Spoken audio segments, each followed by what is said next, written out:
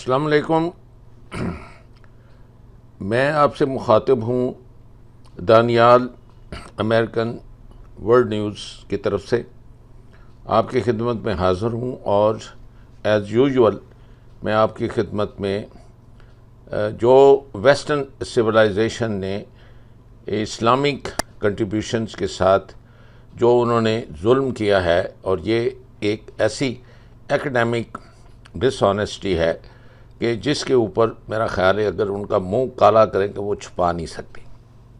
کس طریقے سے انہوں نے ساری یعنی ہزاروں سال پہلی جو انوینشنز تھیں اپنے نام پہ چوری سے کرنے کے لیے، یعنی وہ بنچ آف تھیفز ہیں.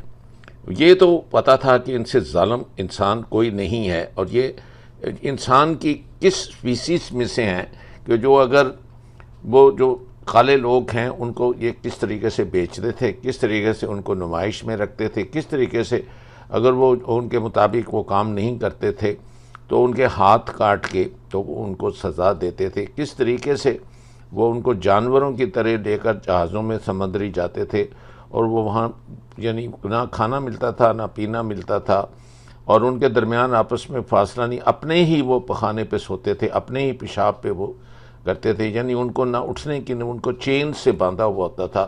آپ دیکھیں، آپ اس طرح سور کو بھی نہیں کرتے، کتے کو بھی نہیں کرتے. اور پھر ان کی یعنی ہپوکریسی اور ان کی آپ دیکھیں کہ کس قدر یہ منافق لوگ ہیں. اور صحیح اللہ تعالیٰ نے ان کے لیے جو جہنم کی جو ڈیپسٹ پٹس ہیں وہ ان کے لیے تیار کی ہیں کہ یہ ایک انسان پہ یہ وہ انسان ہے جس کے متعلق وہ کہا تھا انہوں نے فرشتوں نے کہ اس کو اللہ میاں کیوں پیدا کر رہا ہے، یہ جا کر ایک دوسرے کا گوشت کھائیں گے. اور ٹرمپ اور ایپسٹین فائل سے آپ کو پتہ چلا کہ یہ کس طریقے سے، اور پوپ کے جو لال جوتوں سے آپ کو پتہ چلا، ملکہ کے ڈفرینٹ جو کلبس ہیں ان کے کرا، بال کی جو پرستش اور جو ہیومن سیکریفائس ہے، اور یہاں بیچارے معصوم بچے ہر جگہ وہی، اور ان حرام زادوں نے جو یہ سب کچھ کیا ہے. اور اگر ان کو حرام زادہ کہو تو یہ ایسے کوئی خبیث کے بچے ہیں یہ یوٹیوب والے کہ یہ وہ کوئی ہندو بیٹھا ہوا سالہ اللہ اس کو تباہ و برباد کرے کہ اس آدمی نے وہ ادھر لگا کے اپنی فائر وال اور اپنا یعنی اس کا باپ جو مرضی کرے، گائے کا وہ پیشاب پیے، وہ اس کا گوبر کھائے، لیکن وہ آپ کے مسلمان کی آواز کو وہ نہیں برداشت کر سکتا، اس کو یعنی سچائی کو وہ برداشت نہیں کر سکتا، چاہے مسلمان کرے یا ایون ان کے اپنے ویسٹرن اسکالر کریں، ایون ان کے جو پنڈت ہیں وہ کریں.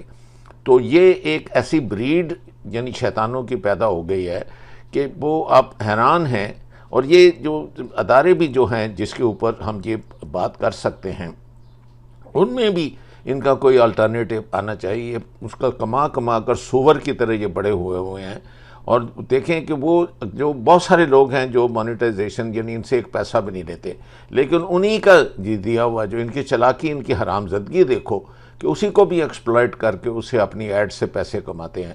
اور ان لوگوں کو کوئی پکڑنے والا نہیں، ان لوگوں کا کوئی یونائٹڈ نیشن میں کوئی سیل نہیں، کوئی international court of justice in کو جو ہے وہ. جب یورپ اندھیرے میں ڈوبا ہوا تھا، جہاں چرچ علم کو حرام سمجھتا تھا، جہاں کتابیں جلانا ایمان مانا جاتا تھا، اس وقت مسلمانوں کی دنیا روشنی میں نہا رہی تھی.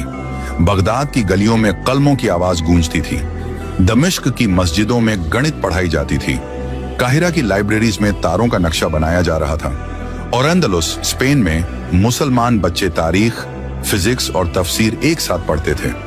وہ وقت جب علم عبادت بن گیا تھا. الجزری جس نے پانی سے چلنے والی مشینیں بنائیں، ایسی مشینز جن کے بنا آج کا انجن پاسبل نہیں. اس نے کرینک شافٹ بنایا جو آج ہر کار انجن کا دل ہے. ابن سینا اویسینا جس نے پہلی بار بتایا کہ بیماری شریر میں نہیں لائف سٹائل میں ہوتی ہے. اس کی کتاب القانون فی الطب 500 سال تک یورپ کی میڈیکل یونیورسٹیز میں ٹیکسٹ بک رہی. الخوارزمی جس نے الجبر سے الجبرا بنایا اور پہلی بار دنیا کو بتایا کہ نمبرز صرف گنتی نہیں لاجک بھی ہیں. آج کے الگوریدمز، اے آئی اور کمپیوٹرز اسی کے سوتروں سے بنے ہیں. اور ابن الہیتھم جس نے کہا روشنی آنکھ میں نہیں جاتی، آنکھ روشنی کو سمجھتی ہے. وہ آج بھی فادر آف آپٹکس کہلاتا ہے. لیکن پھر آیا وہ کالا دن 1258 عیسوی، منگولز کا حملہ بغداد پر. لاکھوں کتابیں، ہزاروں سال کی محنت دجلہ ندی میں پھینک دی گئی، اتنی کہ پانی سیاہی سے کالا پڑ گیا.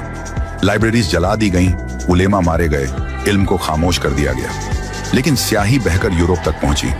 यूरोप ने उन किताबों को उठाया, उनके नाम बदले और कहा, अब ये हमारा इल्म है।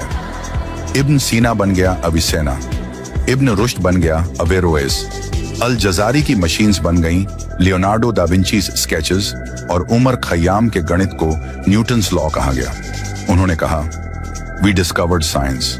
मगर सच्चाई ये थी, उन्होंने इस्लामिक नॉलेज को वेस्टर्न ग्लोरी में लपेट दिया।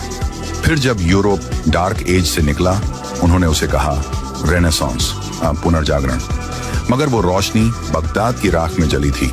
आज भी नासा के सैटेलाइट्स हों, एआई के न्यूरल नेटवर्क्स हों या हॉस्पिटल्स के सीटी स्कैनर्स, हर जगह अल जजारी, इब्न सिना और अल ख्वारिज़मी की छाया जिंदा है। बस फर्क इतना है, अब किताबों के कवर पर उनके नाम नहीं बल्कि वेस्टर्न नेम्स की मोहर लगी है। लेकिन सच्चाई मिटाई नहीं जा सकती। वो हर मशीन के गियर में घूम रही है, हर एल्गोरिदम की कैलकुलेशन में धड़क रही है और हर रोशनी की किरण में चमक रही है, जो कहती है साइंस की रूह इस्लाम से निकली थी। अब वक्त है कि हम फिर से उस रोशनी को पहचानें जिसे सदियों से छिपाया गया, ताकि आने वाली नस्लें भूल जाएं कि इल्म एक इबादत था। कर सकते। इवन यूरोपियन यूनियन ने फेसबुक को पकड़ा, आज तक कोई एक पैसा रिसीव नहीं कर सके। तो ये फ्री फॉर ऑल, ये ऐसी शैतानी आबादियाँ आप जिन्हों को करें या किसी मॉन्स्टर्स को करें, मेरा ख्याल है जिस तरीके से इंसान ने इंसान पर जुल्म किया है, इसकी कोई मिसाल नहीं मिलती। और जो कल्चरल नहीं, ये जो इंटेलेक्चुअल डिसऑनेस्टी है, जिस तरीके से ये वेस्ट ने अपने नाम चीज़ें लगाई हैं, ये तो मेरे ख्याल में बायस शर्म है। और इसका तो इलाज जो है ना वो बहुत ज़रूरी है।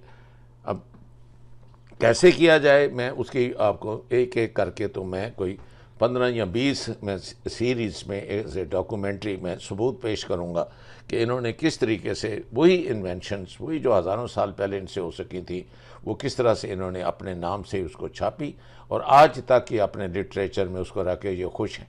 अंदर थी इनको पता है कि ये खाली हैं, किस कदर ये इन लोगों ने बेईमानी की है, और जो मर्ज़ी ये करें।